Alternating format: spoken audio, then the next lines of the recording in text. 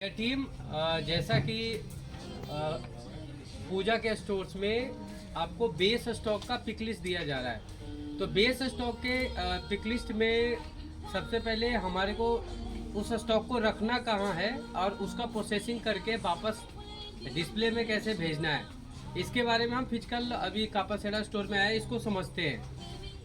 क्योंकि अब 7 फीट हो गया, पहले 5 फीट में नीचे अपना गंडोला के नीचे काफ़ी स्पेस मिल जाता था, लेकिन अब 7 फीट वाले में कहीं ना कहीं इस तरह से नीचे तक आ जाता है डिस्प्ले। तो इस केस में अपना बेस स्टॉक का जो हम लोग पिक लिस्ट दे रहे हैं उसको रखेंगे कैसे, तो उसको देखने के लिए आते हैं। अब जैसे यहाँ हम बॉल में देखते हैं, बॉल में नीचे बॉल गंडोला में नीचे हमारे पास जगह है। मतलब अगर हम कहें कि 3 से 4 जींस का एक तरह से स्टैक बन जाएगा और इस तरह से वहां तक पूरा रखा जा सकता है। तो पहला जो पिछले साल आपने देखा होगा कि हम कार्टन में भी रख रहे थे, अगर कार्टन नहीं भी है तो इसमें जो बेस स्टॉक में जब हम पिक कर रहे हैं उसमें अगर हार्ड टैग अवेलेबल है तो हार्ड टैग लगा के पीपी के अंदर ही और यहाँ बेस स्टॉक में लगाना है। लेकिन अगर हार्ड टैग नहीं है तो बिना हार्ड टैग के भी आपको खाली पिक करके पीपी सहित यहाँ लगाना है।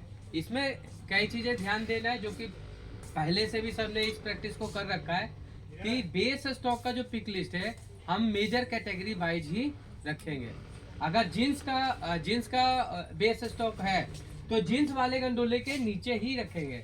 और खास करके जो बड़ा बड़ा मेजर कैटेगरी है जिसका कि सबसे ज़्यादा सेल होता है, जैसे मेंस का जीन्स है, कैजुअल ट्राउजर है, शर्ट है, लेडीज में कुर्ती हो गया, टॉप हो गया, लेडीज का जीन्स भी है, बच्चे में बॉयज का शर्ट होता है, टी शर्ट भी होता है।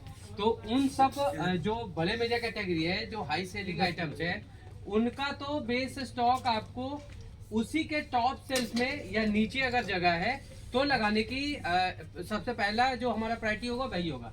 जैसे अब यहाँ हम आए तो यहाँ अब अभी तक हमारा ये भी कम्युनिकेशन है कि जो जीएम का डिस्प्ले है वो टॉप सेल्फ में करना है। लेकिन पूजा वाले स्टोर में, ये पूजा का स्टोर नहीं है कापासेड़ा, लेकिन अगर जैसे पटना का स्टोर अगर ये होता तो पटना वाले क्या करेगा कि यहाँ जो मैंने ये लगाए हैं आर्टिफिशियल प्लांट, ये मैं हटा दूंगा यहाँ से और इसकी जगह जो मेरा बेस स्टॉक आया है जींस का, मैं टॉप में जीन्स का ही बेस स्टॉक रख दूंगा।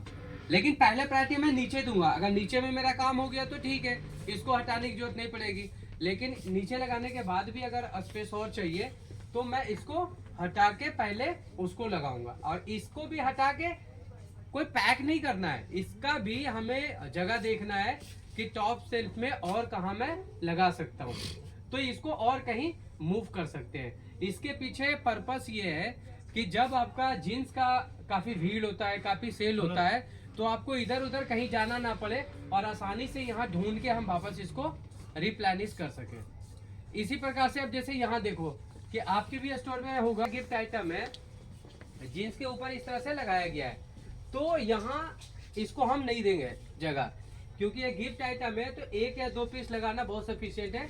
बाकी सबको हम कहीं दूसरी जगह स्टैक करेंगे और यहाँ फिर इसी का यूज करेंगे कि जो जीन्स का मेरा बेस स्टॉक है उसको ऊपर में हम डिस्प्ले करेंगे। तो 7 फीट होने के बावजूद हमारे पास जगह है। एक तो ये ऊपर रख सकते हैं, दूसरा यहाँ भी जगह है, ये देखिए यहाँ भी हम आराम से रख सकते हैं, यहाँ रख सकते हैं, यहाँ रख सकते हैं, क्योंकि ये सिंगल फोल्ड है। तो सिंगल फोल्ड में बीच बीच में जहाँ जगह है थोड़ा बहुत आगे इस तरह से निकल सकता है, इस तरह से निकल सकता है, लेकिन इसको हम रखने के लिए यूज कर सकते हैं। इसके अलावे कई जगह रखने का आपके पास फिर भी अगर इशू आएगा तो आप क्या करोगे कि ये जो वुडन का बेस है, ये वुडन का बेस, इस वुडन के बेस को आप हटा दो, निकाल दो बाबू। इस वुडन के बेस को आप हटा के थोड़ा साफ सफाई करा देंगे और वुडन के बेस को हटा के साफ सफाई करके आपके पास ये जगह बन जाएगा। यहाँ भी आप डिस्प्ले कर सकते हैं जहाँ भी आपको अगर स्पेस कम लग रहा है। तो इस तरह से आप पूरे मेजर कैटेगरी अगर घूम लो, चाहे मेंस या लेडीज या किड्स में, तो कोई ना कोई जगह आपके पास बन जाएगा रखने के लिए। तो इस तरह से बेस स्टॉक लग सकते हैं। इसी प्रकार से ये देखो फॉर्मल शर्ट है, तो फॉर्मल शर्ट का तो जो पूरा नीचे है पूरा बेस स्टॉक रखने के लिए हम लोग यूज कर सकते हैं पूरा। तो इन सब स्पेस को हम पूरा यूज कर सकते हैं अपना रखने के लिए। यहाँ भी नीचे रख सकते हैं, ये देखिए फॉर्मल शर्ट का ट्राउजर का है। तो यहाँ भी मतलब 7 फीट होने के बावजूद हमारे पास स्पेस है बेस स्टॉक को रखने के लिए। जीन्स में बता ही चुका हूँ मैं। अब जैसे हमने इसको रख तो लिया बेस स्टॉक में, अब रखने के बाद इसका फिर डिस्प्ले कैसे करना है इसको दूसरे वीडियो में मैं आपको बताऊंगा।